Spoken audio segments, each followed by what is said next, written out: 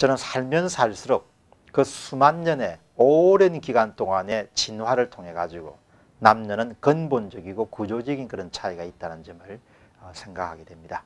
특히 이제 오늘 제가 드리고 싶은 이야기는 어떻게 하면 좀 더 멋진 신랑을 골라 할 것인가 라는 부분에 대해서 이야기를 잠시 드리도록 하겠습니다. 시간이 나면 저는 이런 주제로 책을 한번 써봤으면 좋겠다는 생각을 갖게 되죠.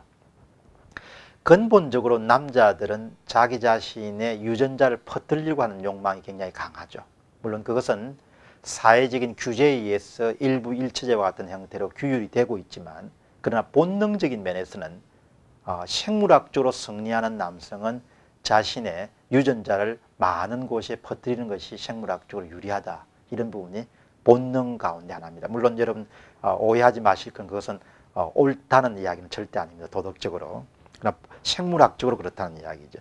그러나 여자들은 아이를 낳아서 수유를 하고 그 다음에 양육을 해 나가는데 오랜 시간이 걸립니다. 특히 아이를 갖고 낳아서 드는데 지나치게 오랜 시간이 걸죠. 우리 집에 진돗개 새끼를 낳아서 키우는 걸 보면은 딱 한 달이면 여러분들 분가할 수가 있습니다. 그러나 아이들은 16년, 18년 정도 기간이 소요가 되는 것이죠. 그래서 남자들 같은 경우는 트로피 와이프란 단어가 있죠. 아주 성공한 남자들이 본처를 버리고 아니면 위자료를 주고 그 다음에 헤어진 다음에 아주 젊은 여자를 데리고 사는 것을 트로피 와이프라고 하죠. 그러나 저는 한 번도 트로피 허즈번드라는 단어는 들어본 적이 없습니다. 그러니까 출시한 여성분이 본 남자를 버리고 젊은 남자를 구하는 경우, 뭐 개중에는 있겠죠. 그러나 트로피 허즈번드라는 그런 용어는 그렇게 익숙하지 않은 단어입니다.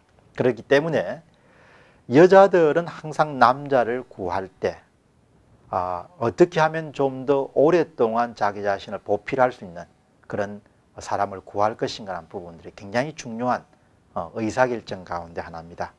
그래서 만일 제가 딸을 키운다면은 딸아이에게 이렇게 이야기를 할 것 같아요. 남자와 여자의 생물학적 구조를 충분하게 설명해주고, 그 다음에 외모가 출중하거나 아주 잘생겼거나 지나치게 똑똑한 사람을 구하는 것도 한 가지 대안이 될 수 있겠지만, 가장 중요한 의사결정에는 충직함과 성실함이라는 그런 단어가 배어 있는 그런 남성을 구하는 것이 본인의 오랜 결혼 생활을 성공시킬 수 있는 그런 굉장히 중요한 그런 결정 요소 가운데 하나지 않겠느냐, 그렇게 생각합니다.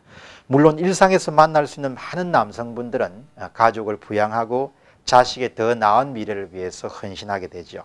또 이런 사람들이 다수를 이루고 있기 때문에 사회가 이렇게 건강하게 지탱이 될 것입니다. 그러나 주변을 둘러보면 그 헌신과 성실함의 정도는 사람마다 크게 차이가 나는 것 같습니다.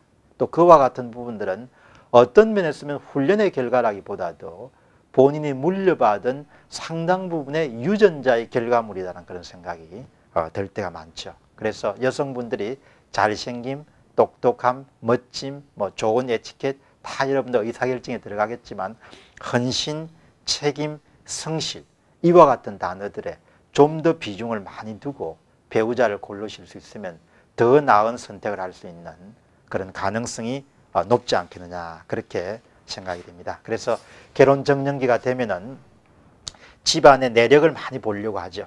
젊은 분들은 그와 같은 부분들에 굉장히 반감을 표하지만, 집안의 내력이란 것은 달리 이야기하면 통계적으로 본 타고난 유전자를 일종의 검색해보는 그런 과정이라고 볼 수 있죠.